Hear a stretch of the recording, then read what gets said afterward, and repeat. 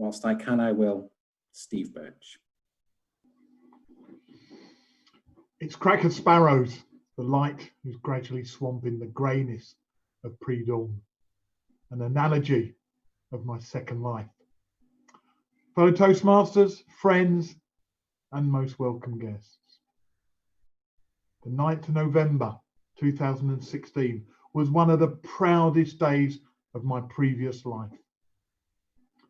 I just completed my 60th speech, and along with all the leadership and the other projects, this was the culmination of my 8-year Toastmaster journey. The final piece in the jigsaw. I was now a distinguished Toastmaster. I'd done it. I was a DTN.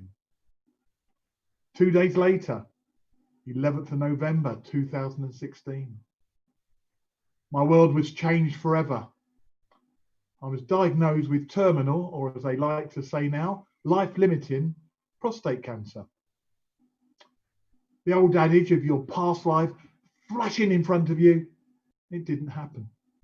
Instead, there was just those deep, dark and dank thoughts filling my entire being.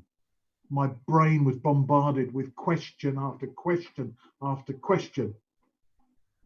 Would I see Christmas in 6 weeks' time?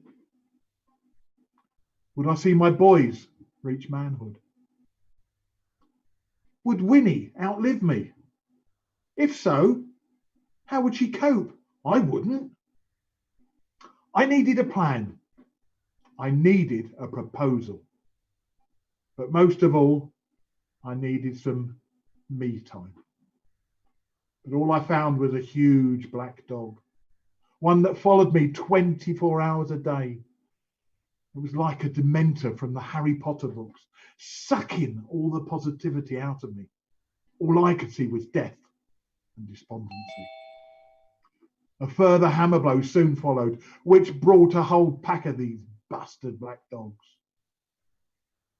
But then along came the medical knights in shining armour. First we had Dr. Toby, who spent ages with me explaining about severe depression and its effects. The last thing I wanted to do was take tablets to make me look and feel like a zombie. He prescribed sertraline, which I've now been on for 4 years. They enabled me to reassess my life. Gone were the breakdowns of every other day. They stretched to weekly, monthly, and now about every 6 months or so. Secondly, there was the lovely Dr. Jo. She's the kindest, calmest, and dare I say, cutest consultant I've ever seen. She exudes a warmth that pervades every cell of your body, rejoices the battles you win together, and consoles you the ones you lose with hugs, warmth, and understanding. During lockdown, these meetings have now changed to phone consultations, but just the sound of a voice is enough to soothe me, whether the latest news is good or not so good. After the sertraline had started to work its magic, I was able to meet the world and put on the masquerade of the old Steve Birch. I've managed to fool most of the people most of the time, but this was when the proposal entered my thoughts. No matter how long I have on this mortal perch, I decided on the mantra of, whilst I can, I will. Going for walkies on the Malverns each day with good old faithful Winnie. Smiling and doing those boring daily tasks, which suddenly, honestly, were anything but boring. And then came the opportunity of travelling again after a break of almost 35 years. 3 trips to Australia, France, Madeira, Hong Kong, Singapore, Macau. I made so many new friends whilst rekindling old friendships from way back in my service days. The mantra of whilst I can, I will lived in my head as I saw sights of animals, of people, of flora and fauna.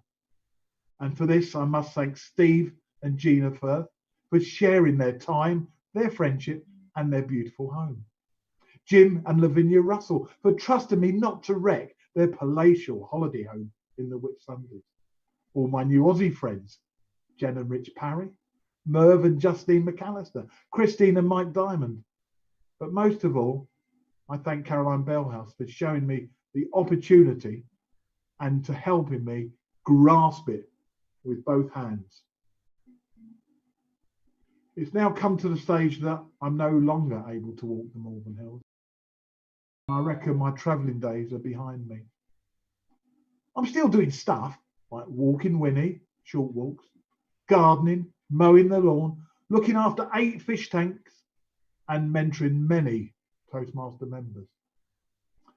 Luckily, I have many friends and family here in the UK. I couldn't ask for more.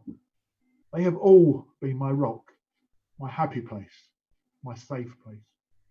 Huge thanks to Eve, Alfie and Dave Timmins for being there when my chemo started and making each session a party. The chemo nurse didn't know what hit her. Caroline for still being there and believing in me, even though we are no longer together. Sid Davison, you continue to be my rock. Simon and Debbie, you put up with my tantrums, my blues and my black dog days. And lately, Kevin Benison, with his broad shoulders, his kind words, and his 6'7" average height. And then we have Miles and Sarah, always there for me. I thank you all from the bottom of my heart. Fellow Toastmasters and most welcome guests, what would you do if you received life-changing news? Perhaps you already have. What were the thoughts that jumped into your head? How did you cope? How would you cope? Think hard about what matters to you. Get out of that rut after lockdown. Light that blue touch paper. Live your life in the present and to the full. Whilst I can, I will. Whilst you can, you should. Madam Toastmaster,